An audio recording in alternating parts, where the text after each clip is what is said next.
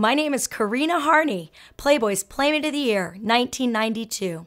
And I'm Echo Johnson, Miss January, 1993. Welcome to the Bunny Chronicles. Let's go. Okay, welcome back to the show. We've got Miss Cathy St. George in the studio with us again today. They have tried to get rid of me, but I refuse to go. She will not leave Austin. She says she's staying. Good. Yeah, but no, happy to have Cathy here with us, and specifically because you and Cathy have a little bit of history, and you and I have met, but we haven't really ever spent too much time together. But Barbara Moore always just raves about you, and she loves you so much. Oh, I love her. Everybody loves Sandra. Well, I don't know about that. She's prettier on the inside than the outside, which is really hard. But she's pretty good. So we have an awesome guest today. We have Miss Sandra Taylor joining us. Do you prefer Sandy or Sandra? Sandy. Sandy? I call her Okay. Sandy. So Sandy. So Sandy has an extensive background in the entertainment industry. She was in front of the camera for over 20 years, and Sandy got her start in the modeling industry in the early 90s and was named America's #1 selling poster model. Yay! And I did her makeup, and she was only 19. Oh, did you? Yeah, I think for health and fitness. Or Yes, muscle muscle and fitness. Yes, yes, for Rob. I can't remember his name, but he was Robert. It was Reiner? Something, but he did great stuff. Yeah, he did a whole shoot. He did a whole shoot like Harrell once, and it was so good. Yeah. But I hated putting all that stuff on those muscle fitness guys, that lotion. Off topic. I'm sorry. Topic. You know, I never said I We did. digress. I never said I didn't stray off. So I didn't know this, Sandy, but you continued your modeling career as a Guess Jeans model. I too shot for Guess Jeans, and I just saw that image of you, and what a great experience, right? So Guess Jeans model, moved to Los Angeles mid-90s. She appeared in the July 1995 edition of Playboy, promoting her appearance in the movie Under Siege 2, Dark Territory. And then she went on to appear in multiple films such as Batman and Robin, LA Confidential, The Princess Diaries, and The Princess Diaries 2, Tomcats, Keeping Up with the Steins, Runaway Bride, and Raising Helen Taylor. And then she also appeared in multiple TV series such as Married with Children, ER, The King of Queens, and Just Shoot Me. So she has had an extensive career. Yes. Now, what's unique about Sandy is she was not a Playboy playmate, but she was on the cover multiple times, and Marilyn Grabowski absolutely loved you and really pushed for you to be on those covers. For our audience who's listening, Marilyn Grabowski was the West Coast editor. She ran the West Coast studio, and it was important that she liked you. And she was a tough nut and loved this girl. Yes. Yeah, absolutely. She was tough. Yeah. She really was. Yeah, She didn't sugarcoat anything. Nope. And I really appreciated that, which really helped me further my career. Absolutely. And I remember we were out to a function. It was a charity or something. And I was sitting next to this guy, and he was talking to me about movies or something. And Marilyn says, enough. He's here with his wife. And yeah, she was like, you never want to talk more than like 2 minutes. Like, she taught me little lessons just to take along with me in life. And I hadn't even thought about it. I was just simply conversing to the person next to me at a table. But I was like, good point. And we were young, very young. So we're learning. Yeah. She took you under her wing very much. She did. Yeah. She did. And she did. So grateful. Yeah, absolutely. And she didn't do that with everybody. So that's awesome. And she did great covers too. So tell us the covers you were on, the dates and the issues. I did the cover of July 95, which was this really fun red, white, and blue American flag type of thing. Mm-hmm. It was really cute, but originally it was supposed to be this sort of copper tone shot where we hired a trained dog to pull my bikini, like the copper tone. Cute. It was so great. And then for some reason, half at the last minute wanted something red, white, and blue. So we had to reshoot the cover. But that copper tone one went on to be a poster instead. So instead of being on the cover, it went on. So then it did really well, the success of the cover. So Hef wanted to put me on the cover again. Mm-hmm. And I did February 1996. with Leslie Nielsen, and he was yes. Big Bond, So and he great. did all the spoofs. Kathy, were you in that issue doing one of the spoofs? I don't think know if I was. I thought you were. A lot of it's a blur. Right. I Okay. but I don't know if I was. I don't think I was. Well, you should have been. You Well, should have been. I should have. Yeah, with her comedic genius, definitely. I should have. Yeah, I remember both of those covers, and obviously it's such an honor to be on the cover of Playboy. I'm so grateful that I was definitely Cathy St. George was, and just because you were a Playboy Playmate did not mean that you were going to be on the cover. So that was always a very special accolade to add to our resume. So. I bumped Maud Adams actually. Oh, You're out. not everyone can say that. right? Right? Exactly. Well, especially when I met her and she said, "You bumped me." So tell us, how did you get involved with Playboy? How did that come to be? I got involved because my girlfriend, I'm sure you both know, Alexis Vogel, God rest her. Of course. Love makeup her. artist. Let me tell our audience who Alexis Vogel was for context. So Alexis Vogel was Playboy's head makeup artist, and talk about, like, oh my gosh, the most incredible makeup artist, but an incredible human being. I loved her so much. I learned so much from her as well. Awesome. So you were very good friends with her, and that's how. Yeah. She created a style all of her own. Oh, she sure did. But I knew her back with Suze Rand. I mean, I worked with her for years, even before Playboy. So she was always so sweet and so nice. Yeah, she certainly did have that style, and probably most well known for Pamela Anderson. Yes. Because Pamela Anderson's whole look, vibe, style that she wore for decades was Alexis Vogel, and she would only work with Alexis Vogel. So that gives you a context of who Alexis Vogel was. So carry on. So I went to go visit Anna Nicole on the set of her movie Naked Gun, and Alexis was there doing Anna's makeup. And Alexis, that's when I first met her, she goes, "Who are you?" You know, and I said, "Oh, I'm Anna's friend, and I was coming there to visit her on set." And she said, "Oh my God, you have to test for Playboy." She goes, "I'm the makeup artist there, and we're in search of the 40th anniversary." And I was like, "Wow, well, that's really cool." And she goes, no, when she got very emphatic, she's like, "I'm serious. Right. You need to come and meet Marilyn Grabowski." She goes, "I'm not even kidding." And she got like right in my face. And Anna Nicole was like, "You must, Nice. if Alexis is saying it."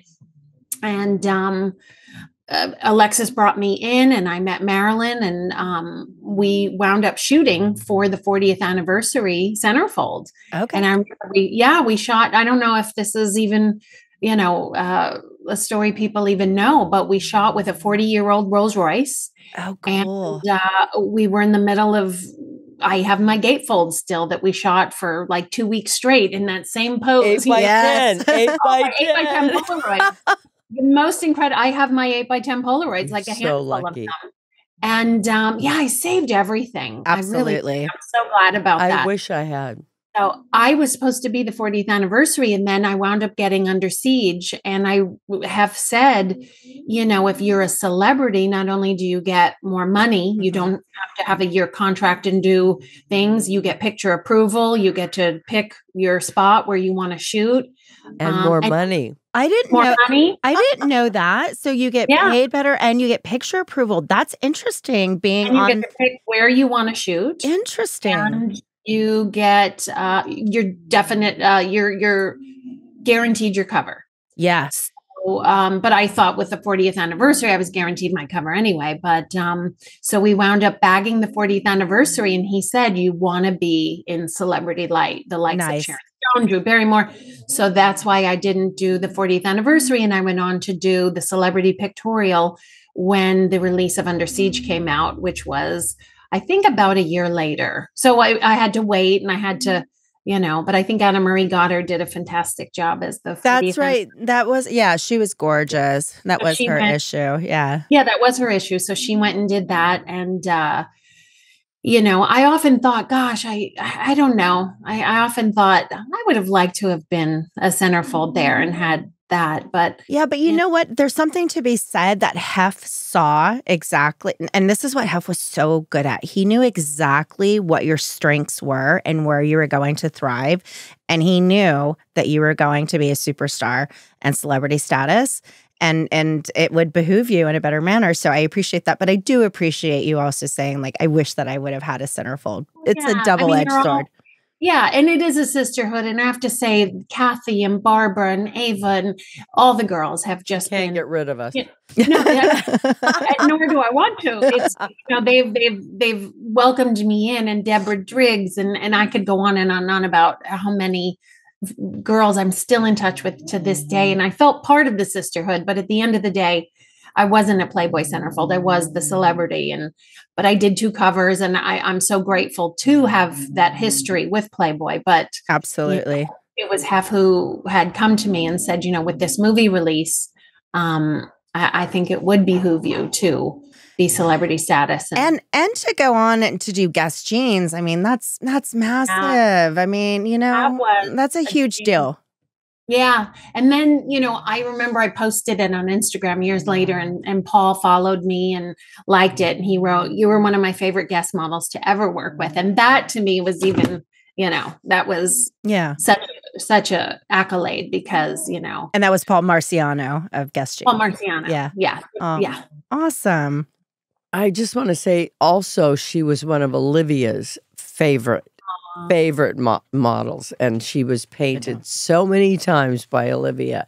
Yeah, and they're some of my favorite pieces that she's ever done. Yeah, Olivia's amazing. So. She right after my centerfold came out, she just sent me a painting she had done of myself, me and Barbara both, and I was like, oh my gosh, this is wow, just love it. It's unreal. So I can appreciate you having those images or those paintings. You did a lot of them. I just felt so lucky. I would always say to Olivia, like, couldn't you just paint me like skinnier, or couldn't you just take out that? You know what? Can I tell you? No. You are so much thinner now, and the thinner when I say that, I was skinny back in the day. Now, not so much. But you were but yet I love that she painted you like the way Marilyn Monroe was, and she painted you as you were because you were stunning as you were. Mm-hmm. And she didn't make you what Vogue wants and what begged her.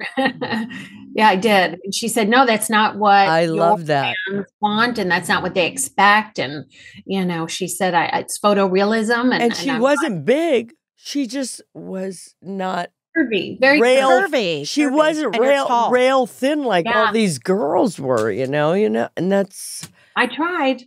Well, you know what? We all do. I tried. Trust me, I tried. Well, I was skinny, but now I'm just happy to make it through the door. Oh God. Make it through the door. So 20 years, you had an extensive career. Did that consist of modeling as well as film? What did that look like for you? Well, I was doing so many things. I was a magician's assistant in Vegas. I was doing movies once I met Gary Marshall. I was just going to say Gary Marshall. Yeah. Once I met him in 1993, and he put me in not Under Siege 2, in Exit to Eden with Dan Aykroyd and Rosie O'Donnell. That was the beginning of probably the most wonderful work partnership that I've ever had, was to work with Gary Marshall. And he said, you have this great combination of beautiful but funny, and you've got great comedic timing. And he said, I've only seen that this good with Heather Locklear and Brooke Shields. He goes, other than that, I've not seen someone who had these 2 characteristics like you do. And he said, he was always like, you're going to be a star, and he put me in almost every single movie. He was loyal to you. I remember. Very. I think we did 14 movies together. So Gary Marshall, put me in every movie he had done pretty much after meeting him and being in Exit to Eden. Okay. So then we acted alongside one another in Tomcats, where I actually played as his agent. I got him the role in real life. Oh, wow. They were casting for a Justice of the Peace. And I said to Matt Berry, the casting director, what about Gary Marshall? He loves to act. I know he's a fantastic director, but his real love, he loves acting. And they said, we would love that. So I got Gary his gig in Tomcats as the Justice of the Peace, where he marries Shannon Elizabeth to somebody. Wow. Very cool. Yeah, so that was fun. And then we did Keeping Up with the Steins, where that was a dream come true. I played opposite Jeremy Piven, Jamie Gertz, Gary, Wow. Daryl Hannah. Wow. And I was Raylene Stein. And Larry Miller, who plays my husband, was a comedic genius. And I wanted that role probably, I would say that was the biggest, the role I wanted out of all of my roles. Mhm. That was the role I wanted, was to play Larry Miller's wife. Because in the comedy world, that was comedy gold. And I went in, and I remember Jeannie McCarthy was casting. And I was like, Annette Bening in American Beauty, where she was like, I'm going to sell this house today. I was like, I'm going to get this role. And I got this little pink Chanel suit. It was my lucky suit. And I got under siege in that suit too. And I went in, and I just nailed that audition, and met Larry Miller, and we did a screen test, and it just worked out. And to this day, that was one of my most coveted roles I've ever done. Absolutely. That's huge. I'm not familiar with it. I'll have to watch that movie.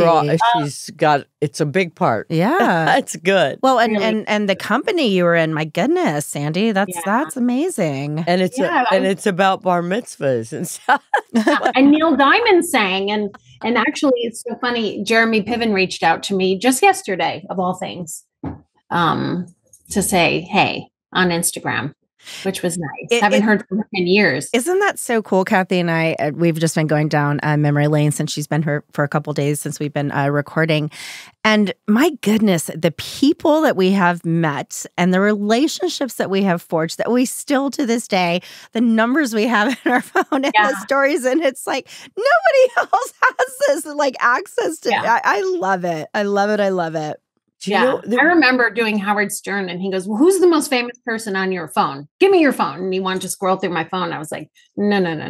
But we definitely have a Rolodex, Yes. Yeah, absolutely. Rolodex. And so many resources at our fingertips. And I was talking about that. Just doing this podcast has been so amazing in many ways. But just, again, reconnecting with the Playboy family. And having these really incredible conversations, and everybody I talk to, like, oh, you should talk to this person, you should talk to this person, on top of the amount of history that Karina and I have learning, things we never even knew about Hugh Hefner and Playboy. And it's just so robust, and it's so profound, and it's fascinating, and it's so important that the world knows. And that's why we're doing this podcast, Wonderful. Yeah. And what's interesting too is everybody should have a little, like, what did you like most about him? Absolutely. Kind of thing. And I don't know if everybody knew how great his little laugh was. That's my favorite. Was my favorite thing was his laugh. Yep. Isn't it the cutest? The best. I thought his little laugh was the sweetest, and so childlike and so endearing. And I just remember flying back from New York on his plane with him and Kimberly, and he just laughing and playing backgammon, and he was just so sweet. He was like a child at heart. Like and people talk about in the history, or in the context of his history, and specifically his formative years, his early years, and that always stuck with him. His love affair with cinema and cartooning, and the fact that he is the consummate editor. That all was created from his childhood, and that always stuck with him, and he loved that aspect.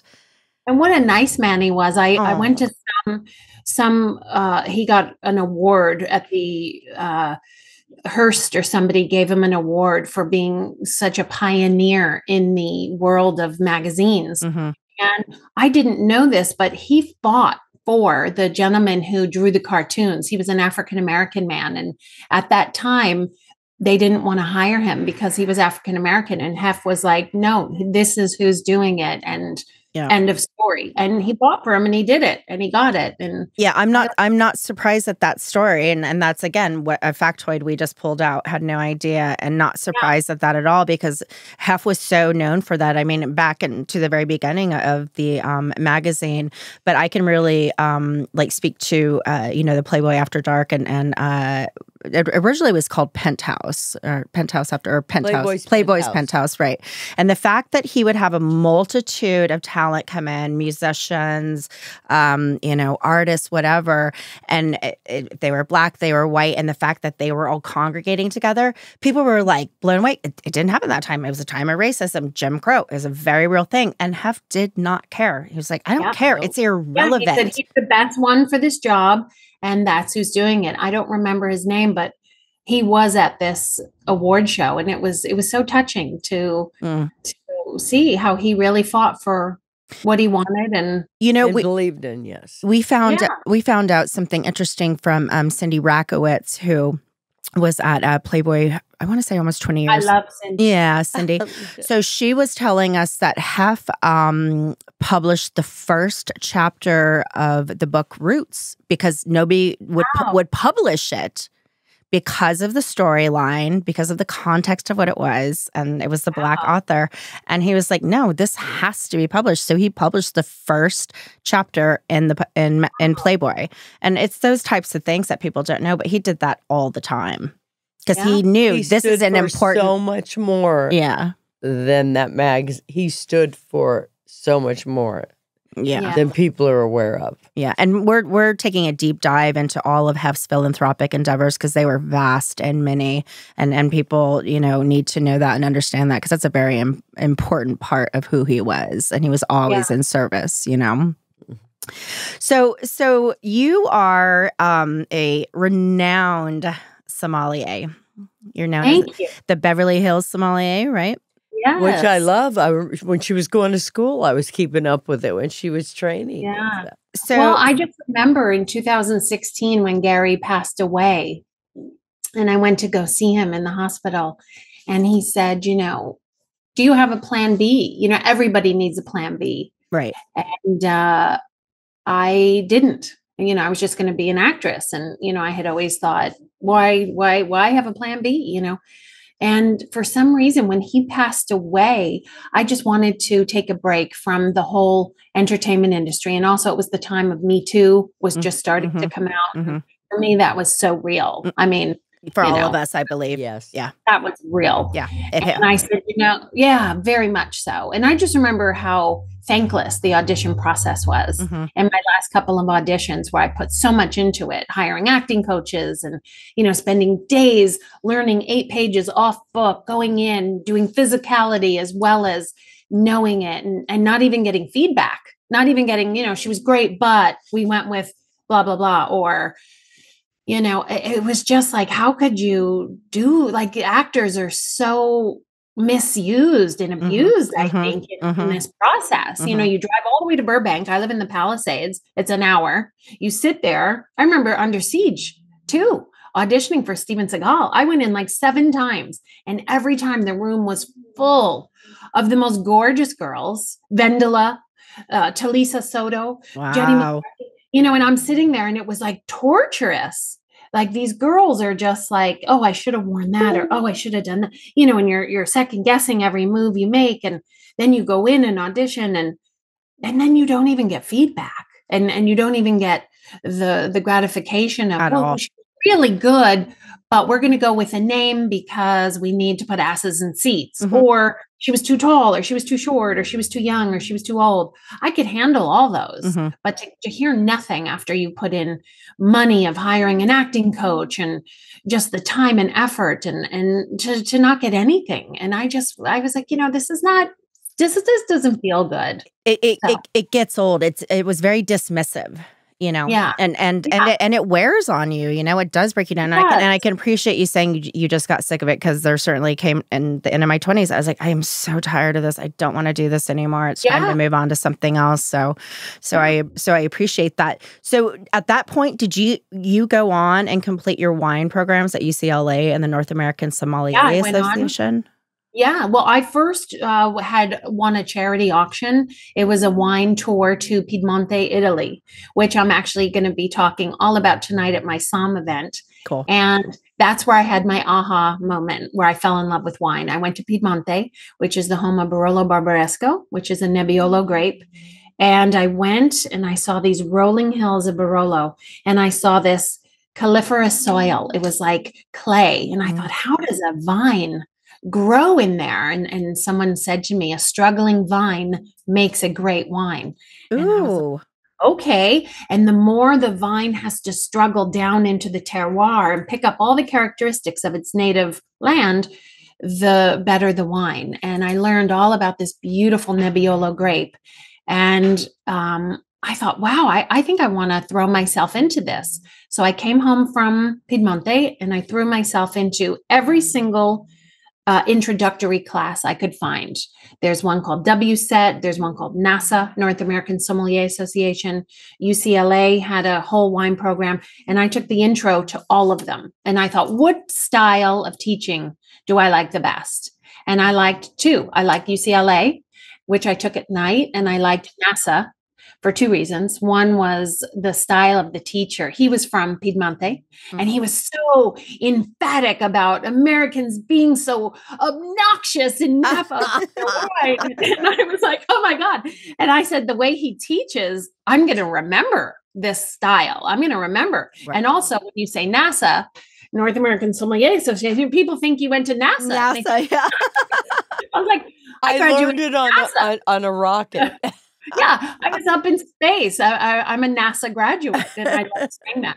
So I then took a job at a restaurant. We were talking about this last night. I literally drove downtown Los Angeles, an hour and a half and change in traffic, took a job at a restaurant called Miro as a sommelier, and worked in the stockroom, worked ordering wine, went table to table. Now, mind you, months before, I played Jason Sudeikis' girlfriend in a movie called Mother's Day. And now jump to, I'm in a stockroom stocking bottles going, did I do the right move here? My life has changed I don't drastically.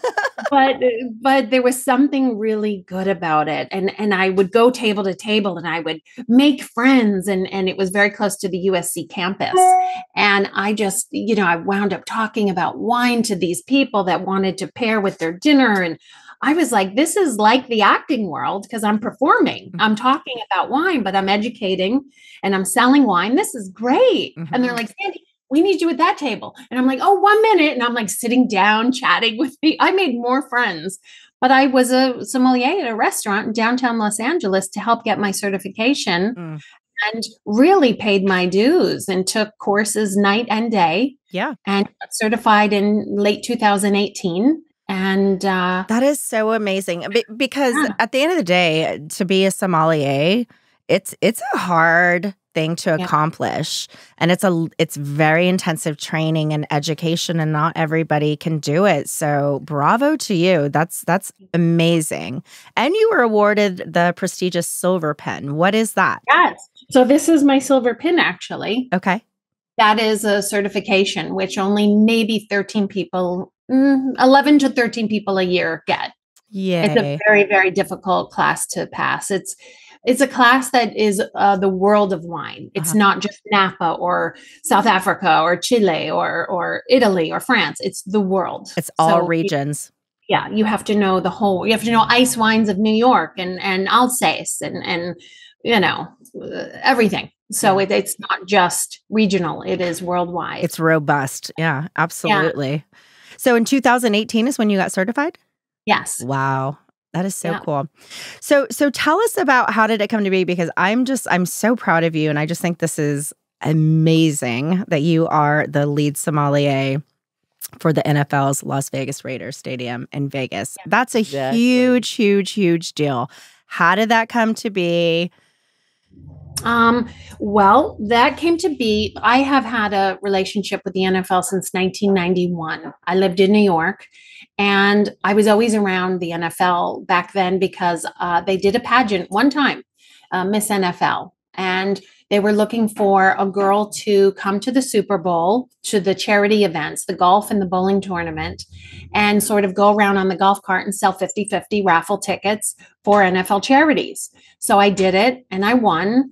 And then they did away with the whole pageant. But the gentleman, Nick Nicolosi, who ran the charity golf and bowling classics, just kept me on as the reigning Miss NFL for years to come. And through that network of year after year of going to the Super Bowl, I'm now friends with Roger Goodell, the commissioner. I'm friends with all the owners. And one of the owners was Mark Davis, who was a fan of mine. And I learned this through our dear friend, Cathy John Rockwell, who said, there's a guy named Mark Davis who has some of your Olivia drawings, and he's a huge fan of yours, and you have to meet him. He's going to be in New York. And I was in New York shooting something. And I remember meeting Mark, and he was just darling.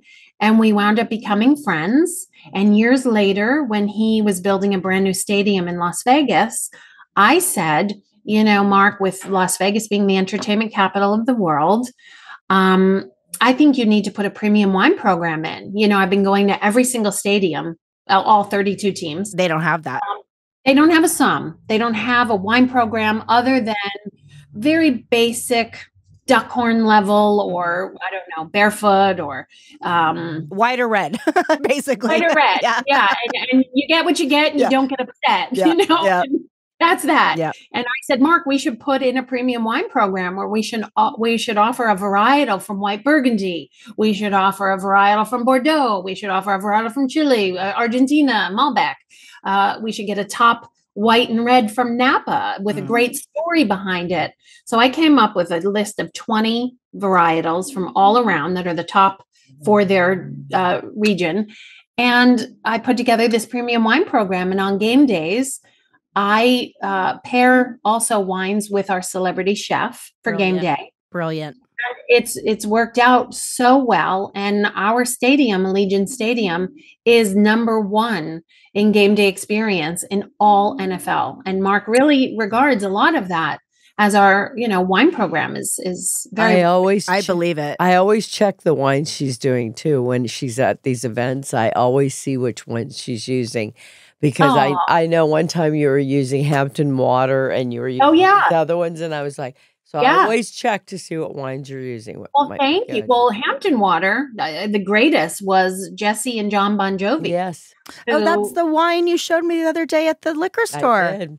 Oh, so I've got the greatest thing to tell you. I mean, and you're hearing it first. So I actually was on the phone with John Bon Jovi last week. He called to thank me. Perfect. He did. He called to thank me. First of all, Ron Delsener called and said, I got a Bon Jovi on the phone. I know. So I go, you have a Bon Jovi on the phone? I go, oh, hey, Jesse. He goes, no, it's not Jesse. It's John.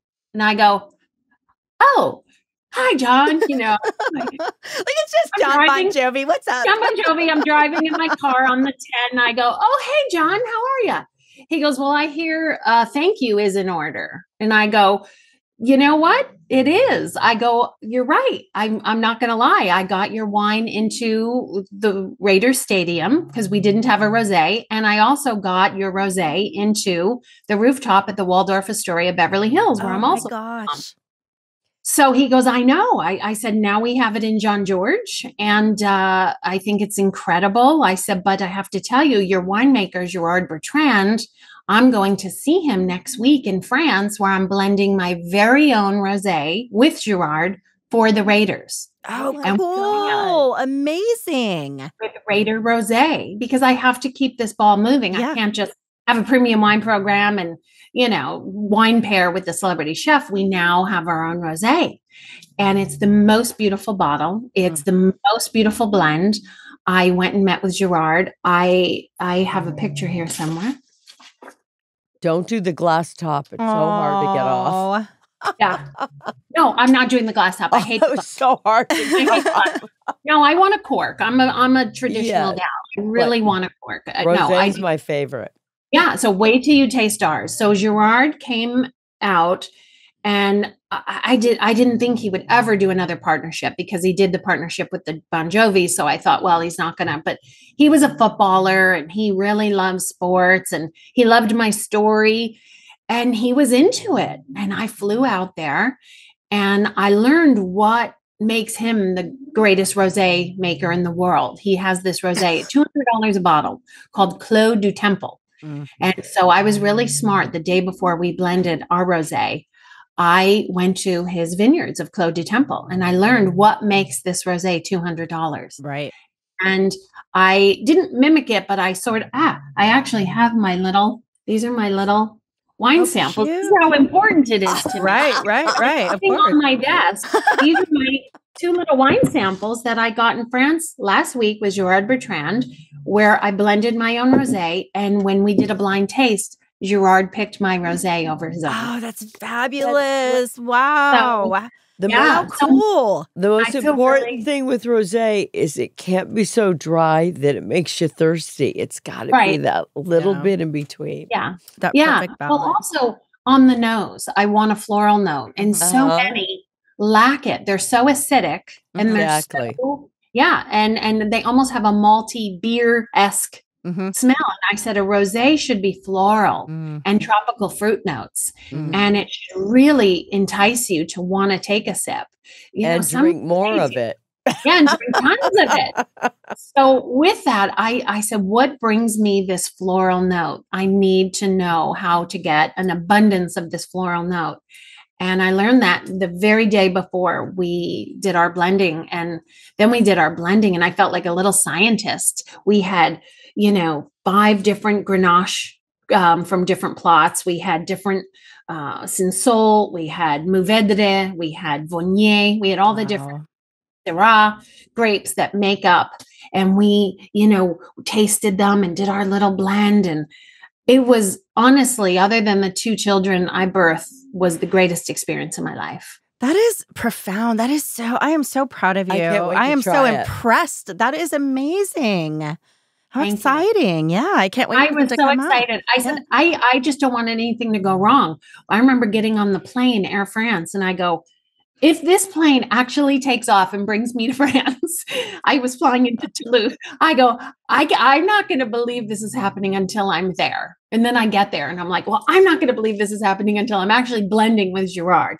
And it just all happened. And they were so good to me. And they gave me this welcome dinner, and they treated me like a queen and gave me this room overlooking the vineyards. And Beautiful. I saw the pictures. I followed those pictures and they were beautiful. Yes. I haven't posted about Gerard or the wine yet because I just thought, I'm just going to wait and announce it at the right time, whatever. But I'm so proud of it and I'm so excited about it. But I hadn't put it out. Absolutely.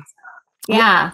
When it does come out, Sandy, we'll have to have you back on the show and we'll let everybody know that it's out. And that's very cool. But I'm dying to try it because I love rosé. Everybody loves rosé. It's the greatest one I've ever had. And I feel like I've done so many rosé tastings at my home. I always have, 15 or so girls come over and do, Cathy, you have to come. Yeah, go. Yeah, please. Come. And when they taste rosés and they write their little notes and vote on which one do you like and why do you like it.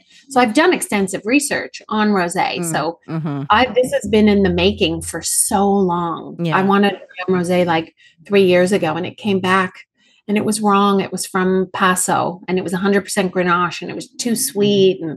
And I had to bag it. I said, I can't put my name on something that I'm not proud of. And I bagged it even after hiring graphic artists to work on my label. It was going to be called Pink Sand and it was beautiful. But you know what's right and what's not going to work. Yeah. And it is what it is. And now I let it go. Yeah. I let it go. I had to. I was like, I can't go on shows and promote this. I can't go to Southern Wine and Spirits and say, please distribute this when it doesn't have everything that I feel good about. So I just really let it go. And then when it came to fruition, the Raiders didn't have a rosé contract at the stadium. I said, we need to do our own. And I love it. It makes sense that there is a sommelier service at the stadium because that particular stadium is state of the art, right? On every level. I haven't been yet and I'm dying to go. Lacey keeps saying, whenever you want to go, I'll take you. She comes all the time. Right. And so that would make sense. That level of caliber of what you're doing goes hand in hand with that stadium in particular. Yeah. Well, you've got high rollers that are gambling 9 million, 10 million a night in the MGM suite.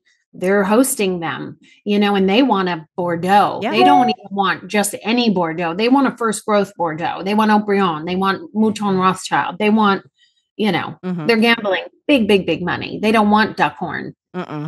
So do I, but I'm usually just doing scratch or somewhere. Yeah.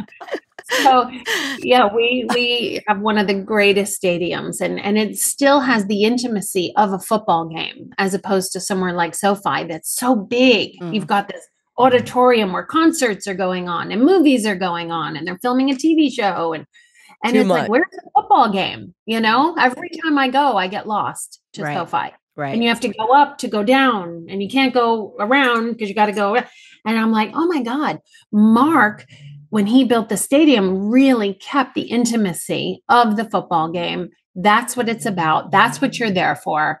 And, you know, you don't get lost. You go to section C25, you're C25. Nice. You know, Lisa, shh. You gotta see.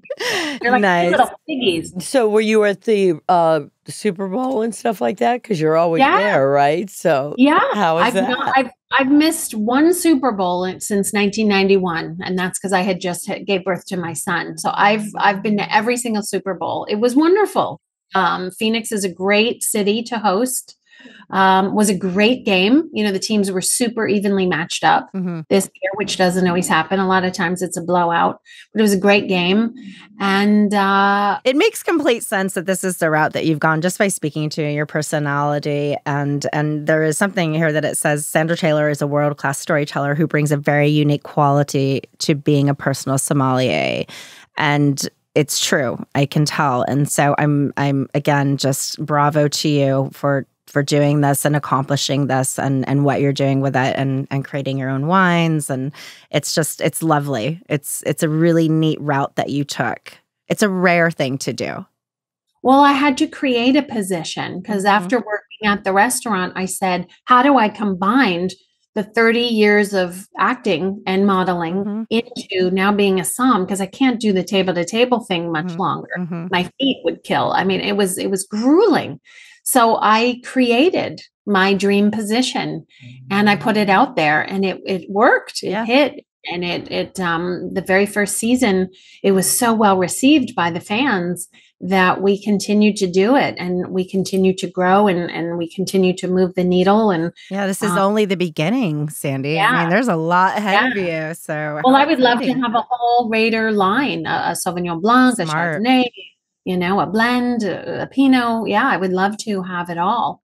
So that's wonderful. And I love Mark. Yeah, I think Mark Davis deserves so much credit in giving me the opportunity, not only as a woman sommelier, because there aren't that many, but, you know, in a man's world sport and giving me that opportunity and trusting me with this budget. It's not a cheap thing. You need wine lockers, you need a budget for 20 different varietals and having stock on hand. And, you know, I really say all the time, and he wants no accolades, but he really deserves such credit to give this a chance. And that's wonderful. I have to say some sommeliers that I obviously in some of the finer restaurants in the world are not as, they're a little snooty, and you got all this personality. That's what I'm saying. Some good drinking. Well, do you know the thing? A lot of times, and I notice this in my class, they're very smart somms, very smart, but they're not all outgoing, and they don't all want to talk to a table. I remember this one girl, her name is Irina. She was Russian, and she could recite way more than I could as far as remembering everything we need to remember. I mean, I would have to study so hard, and she would remember. But she doesn't want to talk to people. She doesn't want to go up to tables. She's like, I couldn't work in a restaurant. She definitely couldn't work at a stadium and talk to you know, fans on game day that are drinking and drinking, eating garlic fries and stuff. Yeah, none of it. Yeah. So a lot of somms are very smart, chemical engineers, lawyers, and very quirky and sometimes dorky and sometimes awkward, and they just don't have the social charisma that you have, and that it comes from being in the entertainment industry for 20 plus years. Combining the two and sort of curtailing it in a way where you're making wine fun and educating people when they don't even realize. But my very first thing was, what is the difference between champagne and Prosecco? That was my first theme at the Raider Stadium. And I remember one of my wine snooties, Cathy, said, well, how come you're doing that theme? It's so dumb. Everyone knows the difference between champagne and Prosecco. And I said, no, they don't. I go, because guess what? I didn't when I first started. I said to myself, No. what makes champagne 55 a bottle and Prosecco starting point 15? Why? What is the difference? And when I did it, we shuffled out 20 at a time, and I was booked every 20 minutes for the 6 hours that I was there that day, and educated them, and everyone had the best time. I have to say, most of them picked the Prosecco in the side-by-side. But they loved walking away with a few little nuggets of education. And they didn't feel embarrassed about saying that they didn't know, because you would say, oh, but this is the best part. It's this. This. Yeah. The different methods, the champagne, traditional, and the Charmat method, and what the grapes, the varietals in Italy and France, and all the differences that are.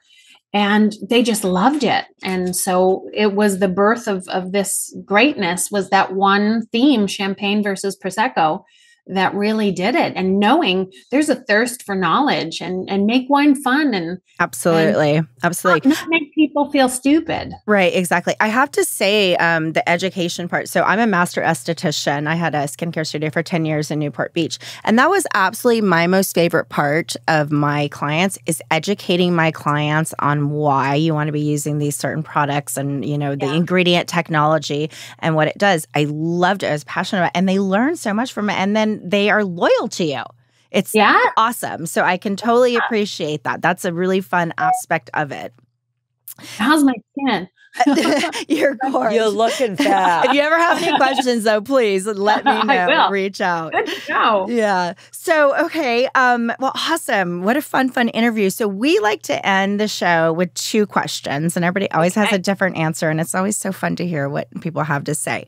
So 3 words for you that define Hugh Hefner. Oh. Smart, kind, and cute. Aw, I love that. And cute he was. He was precious. Smart, kind, and cute. Hang on one second. Sure. I love puppies, so that's all good to me. She's wanting to come up here. That's okay. That's fine. Okay, so second question. Had you had the opportunity to say anything to Hef before he passed, or in memoriam, what would you say? Thank you. Thank you. That's the general answer. Absolutely. Yeah. Thank you for your guidance, for your trust, for the opportunity. And friendship. For this journey. I always get teary at this part. I am. We always do. We can't mess up her makeup. She has a job. Yeah. I was like, what's happening? Thank you. Yeah. For just years of inclusion. Yeah. And making me feel like part of your family. Yeah. Yeah. There's a small percentage of us in the world, and we are also very grateful. She's always one of my favorite people. Yeah, absolutely. And likewise. I love Cathy so much. I still have this little postcards you sent me with the pink girls on it right in my desktop right here. I love. Well, go ahead and plug your website and anything other things that you're doing. People can look out for if you have any like social media profiles, anything you want to plug. My social media, I'm just Sandra Taylor 1 on Instagram, or the Beverly Hills Sommelier, and that is my website as well. Is thebeverlyhillssommelier.com. And look out for her at the Raiders Stadium. With her. Yeah, you're amazing. Because I swear she's never aged, first of all. Yeah. Never aged. She's done all this stuff, and now I love wine. She's just like my favorite. Yeah. Thank you so much for coming on the show, Sandy. We really appreciate it. Yeah, you got it. I feel really thank you guys too for the inclusion, because you got it. Makes me feel like part of the sisterhood. Well, you are. You absolutely look beautiful. important. Kiss your puppy for me. Both of them. You see, I don't know if you can see little Mochi. And the youngins. Hi, cutie. Oh, look at them. Pressing her little chin. They're always your favorite. Look at his little tongue. I love. That's so cute. We'll have a wonderful evening tonight. Yeah, your a event. successful evening. Yeah, and the show will be out in a couple of weeks, so I'll let you know when it's out. It'll be the video on YouTube and then audio, obviously, everywhere else. So I will let you know when it comes out. And let me know when the rosé is ready. Yeah, I sure will. I'll get you a picture of the bottle as well if I can. Please do. All right, darling. Thank you, Sandy. Have a wonderful evening. Love you. Love you. Thank you. Okay. Love you both. Bye. Bye-bye. Oh, that was wonderful. Before we sign off, Cathy, we're going to do a little shout out to our listeners around the world. Are you ready to spin? I don't have to speak languages, do I? Because No. Are you ready to spin the wheel? Because we're about to go around the world. Okay, remember? Okay. So let's go to... No, so, 4 listeners. So to our 4 listeners in To our Taiwan, 4 listeners in Taiwan, we thank you, and we hope that you make hear this some show. friends. You need them. Let more people know about us in Tell Taiwan. them about us, please. Okay, with that said, I'm Echo, I'm Cathy. and this is the Bunny Chronicles. See you next time. Ah.